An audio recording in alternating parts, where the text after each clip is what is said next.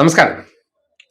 മാങ്ങാണ്ടിയെ പൊക്കാൻ വേണ്ടി കേരള പോലീസ് ആവിഷ്കരിച്ച ഓപ്പറേഷൻ കിടക്കപ്പായ പറയാതിരിക്കാൻ വയ്യ. സമ്മതിച്ചു കൊടുത്തേ മതിയാകുള്ളൂ.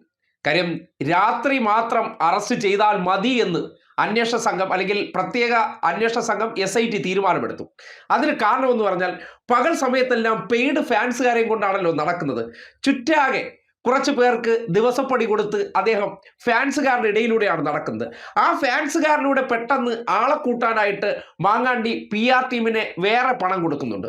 അതുകൊണ്ട് തന്നെ പകൽ സമയത്താണെങ്കിൽ ഇവൻ അറസ്റ്റ് ചെയ്തുകൊണ്ട് പോവുക എന്നുള്ളത് വലിയ ബുദ്ധിമുട്ടാണ്. ഈ പരാതി തിരുവല്ല സ്വദേശിനിയായിട്ടുള്ള പെൺകുട്ടിയുടെ ആ പെൺകുട്ടി പരാതി കൊടുക്കാനായിട്ടുള്ള കാരണമെന്ന് പറഞ്ഞാൽ നേരത്തെ മറ്റു 2 പരാതികളും ഒപ്പം തന്നെ ഇവനെതിരെ ഉയർന്നിരിക്കുന്ന ആരോപണങ്ങളും കേട്ടപ്പോഴാണ് തനിക്ക് മാത്രമല്ല ഈ അനുഭവം ഉണ്ടായിരിക്കുന്നത്, പലരും ഇതേ രീതിയിലാണ് ചതിക്കപ്പെട്ടിരിക്കുന്നത്, ആക്രമിക്കപ്പെട്ടിരിക്കുന്നു എന്ന് തിരിച്ചറിഞ്ഞപ്പോൾ 2 പേർക്ക് നീതി നിഷേധമുണ്ടായി. ആ കുട്ടികളുടെ സങ്കടവും അവരെ സോഷ്യൽ മീഡിയയിൽ ഇവരെല്ലാം കൂടി വളഞ്ഞിട്ട് ആക്രമിക്കുന്നത് കണ്ടപ്പോൾ നിശബ്ദമായി ഇരിക്കാൻ പാടില്ല. ഇനി ഇതുപോലൊരു മാങ്ങാണ്ടിയെ സ്വതന്ത്രമായിട്ട് കേരളത്തിൽ വിഹരിക്കാൻ അനുവദിക്കാൻ പാടില്ല എന്നുള്ളത് കൊണ്ടാണ് താൻ നേരിട്ട അതിക്രമത്തെ സംബന്ധിച്ച് മുഖ്യമന്ത്രിക്ക് പരാതി കൊടുത്തത്. 3ാമത്തെ പരാതിയാണ്. പൂങ്കുഴലിക്കാണ് ആ കേസിന്റെ അന്വേഷണ ചുമതല മുഖ്യമന്ത്രി കൈമാറിയത്. പഴുതടച്ച് അവനെ തൂക്കിയിരിക്കണമെന്നുള്ള നിർദ്ദേശം കൊടുത്തു. അതിന്റെ അടിസ്ഥാനത്തിലാണ് നേരത്തെ മാധ്യമപ്രവർത്തകയായിട്ടുള്ള ഇര പരാതി കൊടുത്തപ്പോൾ പാലക്കാട് നിന്ന നിപ്പിൽ ഇവൻ മുങ്ങിയപ്പോൾ അന്ന് മുതൽ പോലീസിന്റെ റഡാറിലാണ്. ഇവൻ എവിടെ തിരിഞ്ഞാലും അവിടെ പോലീസിന്റെ നിരീക്ഷണം ഉണ്ടായിരുന്നു. അതിന്റെ അടിസ്ഥാനത്തിലാണ് കഴിഞ്ഞ ദിവസം തൃശ്ശൂരിൽ നിന്ന് നേരെ പാലക്കാടേക്ക് എത്തുന്നത്. പാലക്കാടൊക്കെ എത്തിയ ഒരു ഫ്ലാറ്റ് എടുത്തിട്ടുണ്ട്. ആദ്യത്തെ ഫ്ലാറ്റ് ഉടമ തന്നെ ഇറക്കി വിട്ടതിന് ശേഷം വേറൊരു ഫ്ലാറ്റിലേക്ക് മാറി എന്ന് പറയുന്നു. കാര്യം ഫ്ലാറ്റ് അല്ലെങ്കിൽ 5 സ്റ്റാർ ഹോട്ടലൊക്കെ ആണല്ലോ ഇവന്റെ വിഹാര കേന്ദ്രങ്ങൾ. പാലക്കാടത്തെ ഹോട്ടലിൽ വന്ന് മുറിയെടുത്തത്. ഹോട്ടലാകുമ്പോൾ 4 സ്റ്റാർ ആണ്. KPM റീജൻസി എന്ന് പറയുന്ന ഹോട്ടലാകുമ്പോൾ എന്തുണ്ട്, നമ്മുടെ ഇടപാടുകളെല്ലാം നടത്തുന്ന ഇടമാണ്, സേഫ് ആണ്. അതിന്റെ അടിസ്ഥാനത്തിൽ റൂം എടുക്കുന്നു.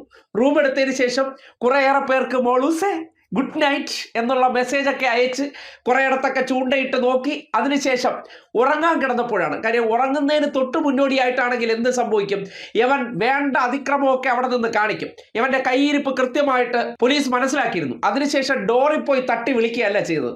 ഡോറിൽ പോയി തട്ടി വിളിച്ചാൽ ഇവൻ ചിലപ്പോൾ ജനൽ തുറന്ന് ചാടി ഓടിക്കളയും. അങ്ങനത്തെ മോനാണ് ഇവൻ.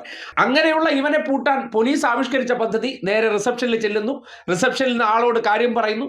അവരിൽ സ്പെയർ ചാവി ഉണ്ടല്ലോ, ആ സ്പെയർ ചാവിയുമായിട്ട് നേരെ റൂമിൽ ചെല്ലുന്നു, തുറക്കുന്നു, ഇവനെ പൊക്കുന്നു. കിടക്കപ്പായോടുകൂടി പൊക്കിയെടുത്ത് നേരെ ജീപ്പ് കയറ്റുന്നു. ആദ്യമൊക്കെ ഉണർന്നുടനെ മറ്റേടാ ഇപ്പൊ ഞാൻ അറിയാടാ എന്നൊക്കെ ചോദിച്ചു. ഒരെണ്ണം ചെവുക്കുറ്റിക്ക് കൊടുത്തപ്പം ശാന്തം സ്വസ്ഥം വണ്ടിക്കകത്ത് കയറിയിരുന്നു.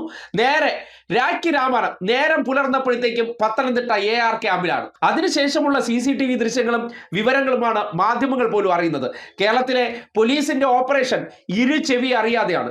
മാധ്യമങ്ങൾ എല്ലാ കാര്യവും ചോർത്തി ലൈവായിട്ട് റിപ്പോർട്ട് ചെയ്യപ്പെടും എന്ന് പറയുന്നിടത്ത് ഇന്ന് പുലരുമ്പോൾ മാങ്ങാണ്ടി ചട്ടിക്കകത്താകുമെന്ന് കേരളത്തിലെ മാപ്രകൾ പോലും സ്വപ്നം കാണാത്ത സന്ദർഭത്തിലാണ് പരാതി കിട്ടിയതിന് ശേഷം കൃത്യമായിട്ട് മുഖ്യമന്ത്രി ആ വിഷയത്തിൽ ഇടപെടുന്നു. കർശനമായിട്ടുള്ള നിർദ്ദേശം, യാതൊരു പബ്ലിസിറ്റിയും ഇല്ലാതെ അവന്റെ പിന്നാലെ പോവുക. അവൻ തൃശ്ശൂരിൽ നിന്ന് പാലക്കാട് എത്തി. അവിടെ എല്ലാം പോലീസ് ഉണ്ടായിരുന്നു. നേരെ മുറി കയറുന്നു.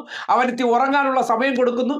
അവന് കുറച്ച് മോളൂസ് മെസ്സേജ് കൂടി അയക്കാനുള്ള അവസരമൊക്കെ കൊടുത്തിട്ട് ശാന്തനായി ഉറങ്ങാൻ കിടന്നപ്പോഴാണ് കിടക്കപ്പായിലേക്ക് പോലീസ് വന്നത്. ചലിക്കാൻ പറ്റിയില്ല.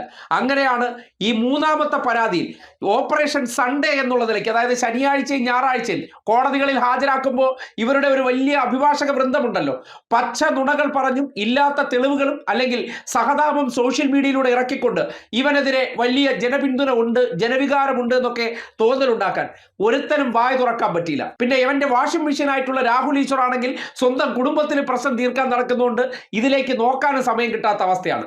അപ്പോൾ അങ്ങനെ നോക്കിയപ്പോൾ ഒരു സൈഡിലേക്കും ചലിക്കാൻ പറ്റാതെ ഈ മണിച്ചിത്രത്താഴിട്ട് പൂട്ടുമെന്ന് പറഞ്ഞതുപോലെ റൂമിൽ നിന്ന് അതേപടി എടുത്ത് നേരെ പോലീസ് സ്റ്റേഷനിലേക്ക് കൊണ്ടുവരികയായിരുന്നു. നേരത്തെയൊക്കെ പരാതി കിട്ടിയെന്ന് അറിഞ്ഞു കഴിഞ്ഞാൽ അല്ലെങ്കിൽ മാധ്യമങ്ങളിലൂടെ വാർത്ത വന്നു എന്നറിഞ്ഞാൽ അപ്പം മുങ്ങുക എന്നുള്ളതാണ്. മുങ്ങാനോ ചിന്തിക്കാനോ അവസരം കൊടുക്കാതെ കേരള പോലീസിന്റെ പ്രത്യേക അന്വേഷണ സംഘം മാങ്ങാണ്ടിയെ കിടക്കപ്പായിന്ന് തന്നെ പീഡന കേസിൽ പൊക്കിയിരിക്കുമ്പോൾ ഈ കേസുമായി ബന്ധപ്പെട്ട് തെളിവുകളടക്കം ഹാജരാക്കിക്കൊണ്ട് പരാതി കൊടുക്കുമ്പോൾ ചിലപ്പോൾ ഇവന്റെ ജീവിതം ഇനി കൽത്തുറങ്കിൽ ഒടുങ്ങാനുള്ള അവസരമാണ് ഉണ്ടാകാൻ പോകുന്നത്. എന്തായാലും കേരള പോലീസിന്റെ അറസ്റ്റിന് വേണ്ടിയുള്ള ആ തന്ത്രം വരെ അതിനെ അഭിനന്ദിക്കാൻ തരമില്ല. അതിന് ഒരു ആഭ്യന്തര വകുപ്പ് കേരളത്തിൽ ശക്തമായുണ്ട്. മന്ത്രിയുടെ നിർദ്ദേശാനുസരണം ചെവി അറിയാതെ മാങ്കൂട്ടത്തെ ഇരുണ്ട് വെളുക്കുന്നതിന് മുന്നോടിയായിട്ട് ജയിലിലാക്കാൻ വേണ്ടി പോലീസിന് കഴിഞ്ഞു എന്നുള്ളതാണ് ഏറെ അഭിനന്ദിക്കേണ്ട കാര്യം.